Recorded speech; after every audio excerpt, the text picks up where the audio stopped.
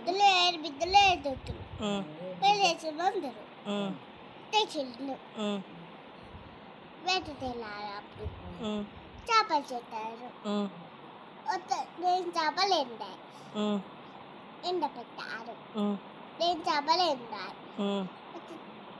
ఒక్క చేప ఎండలే ఎన్ని ఎండలు చేప అంటే దద్దిమ పద్దమ చెండి అంటే గడ్డి మూత దబ్బిన మూత అద్దె మచ్చిన ఉంటుంది తర్వాత గడ్డి మూత కాబట్టి నన్ను రావు మేయలేంటే ఎన్ను మేయ రావంటే అమ్మ అన్నారు పాలు పోయాలే అంటారు పిరాలు మేపలే ఎన్ను మేపలు పిరా అంటే నేను చెప్పుతా అవ్వ బువ్వ పెట్టలే